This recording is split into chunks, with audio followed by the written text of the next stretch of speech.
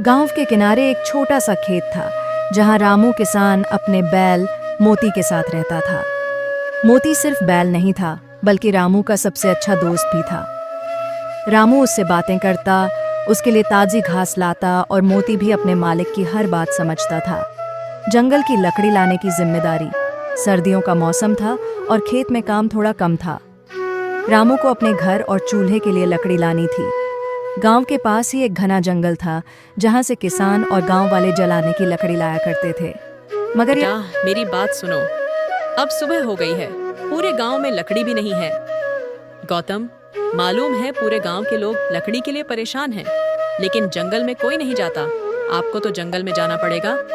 पूरे गांव महिला, वह तो आपकी बात सही है। मैं अभी जाता हूँ, अपने नंदू को तैयार करके जंगल की तरफ जाता हूँ।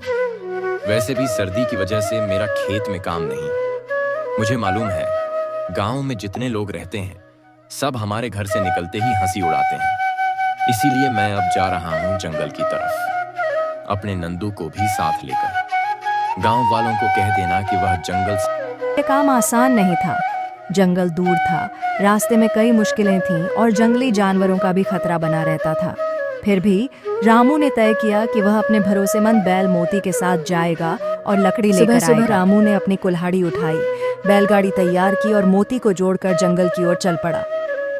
गांव में लकड़ी की कमी हो गई है। बच्चों को स्कूल भेज दिया है और अभी तक खाना भी नहीं बनाया। घर में जलाने के लिए लकड़ी नहीं है। ऐसा करो, काशी के घर जाकर वहां से लकड़ी ले आओ। लेकिन तुम जंगल से लकड़ी क्यों नहीं लाते?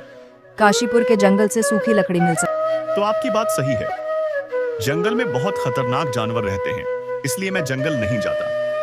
काशी अपने दोस्त नंदू को रोजाना जंगल में लेकर जाता है। वासुकी देखने का मन लिया जाए।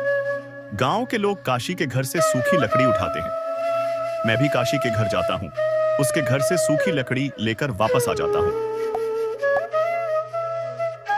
रामू रास्ते में अपने पुराने दिनों की कहानियां मोती को सुना रहा था, मानो वह सब समझ रहा हो। जब वे जंगल पहुंचे तो वहां घना सन्नाटा था। रामू ने कुछ सूखी लकड़ियां चुननी शुरू कर दी। मोती पास ही खड़ा आराम कर रहा था। अचानक झाड़ियों में हलचल हुई। रामू चौकन्ना हो गया। कुछ ही देर में उसे महसूस हुआ कि यह कोई छोटा मोटा जानवर नहीं बल्कि कोई बड़ा शिकारी है। खतरा और मोती की बहादुरी। जंगल के एक कोने से एक भेड़िया निकल आया।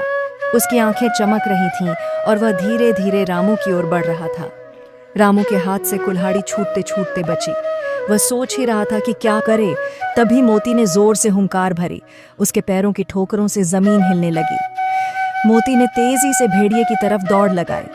भेड़िया शायद सोच भी नहीं सकता था कि एक बैल उस पर हमला कर देगा। मेरी भलाई इसी में होगी कि मैं दोस्त नंदू को यहाँ से लेकर वापसी अपने गांव चला जाऊं, वरना ये खतरनाक जानवर मेरे नंदू को नहीं, आपसे घर जाने देंगे। जल्दी लकड़ियां बैलगाड़ी पर रखीं और घर की ओर चल पड़ा। मोती अब भी पूरे जोश के साथ चल रहा था, जैसे उसने कोई बड़ी जंग जीत ली हो। गांव पहुंचते ही लोग उनके पास